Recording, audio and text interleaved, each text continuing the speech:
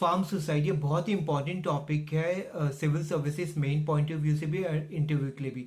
तो अगर इंटरव्यू में आपसे पूछते हैं तो आप जवाब कैसे देंगे? मेक श्योर दैट कि डेटा ड्रिवन होना चाहिए। यहाँ पे हम बात करेंगे एनसीआरबी की यानी नेशनल क्राइम रिकॉर्ड ब्यूरो की रिपोर्ट के बारे में। तो उनकी रिपोर्ट कहती है 2024 में जो फार्म सोसाइटी थे वो 10,546 थे। अब कंपेयर करेंगे से लास्ट ईयर थे, तो लास्ट यानी 2023 में थे 10,786, यानी 2% कम हुआ 2024 में। अब ये जो फार्म सुसाइड है किस स्टेट में सबसे ज्यादा प्रेवेलेंट है? सबसे पहले समझते हैं फार्म सुसाइड में कौन कौन आते हैं। इसमें लेबरर्स है, एग्रीकल्चर लेबरर्स एंड फार्मर।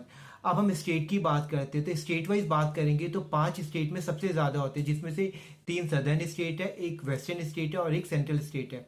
अब सेंट्रल स्टेट में मध्य प्रदेश आता है, वेस्टर्न स्टेट में महाराष्ट्र, और अगर हम सदर्न स्टेट की बात करते हैं तो कर्नाटका, तमिलनाडु, आंध्र प्रदेश। अब रीजन क्या है ये फार्म सुसाइड के?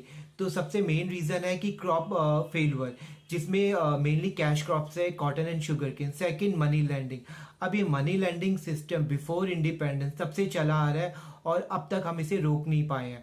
अब गवर्नमेंट ने क्या स्टेप्स लिए? सबसे पहला क्रॉप इंश्योरेंस, कि किसी तरीके से हम फार्मर्स को कॉम्पनसेट कर पाए। सेकंड, जो लोन्स अवेलेबल है फार्मिंग लोन वो सस्ते रेट में अवेलेबल है। थर्ड, जो कि मतलब हम कह सकते हैं थोड़ा कंट्रोवर्शियल है, वो है लोन वेवर। अब ये लोन वेवर हमारे इकोनॉमी के लिए बिल्कुल नेगेटिव इम्पैक्ट कर सकता है। कैसे?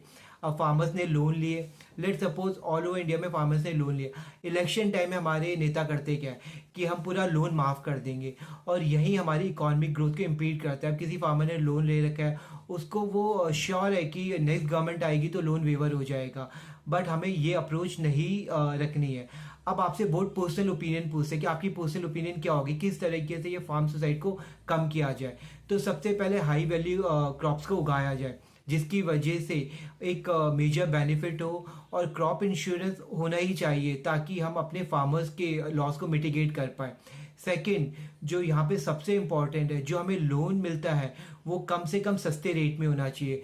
थर्ड, जो वहाँ का लोकल एमएलए है या डीएम है वो डायरेक्टली इन्वॉल्व होना चाहिए। कोई भी सुसाइड होता है तो कहीं ना कहीं वो अकाउंटेबल है ही, हमारे एमएलए अकाउंटेबल है, हमारे डीएम अकाउंटेबल है, क्योंकि वो उस फार्मर तक पहुंच नहीं पाए हैं या उसकी प्रॉब्लम को समझ नहीं पाए हैं अगर ये फार्म सुसाइड से पर्टेन करता है। क्योंकि सुसाइड रेट में प्रोफेशन वाइज सुसाइड रेट बताया गया, रीजन नहीं बताए गए हैं।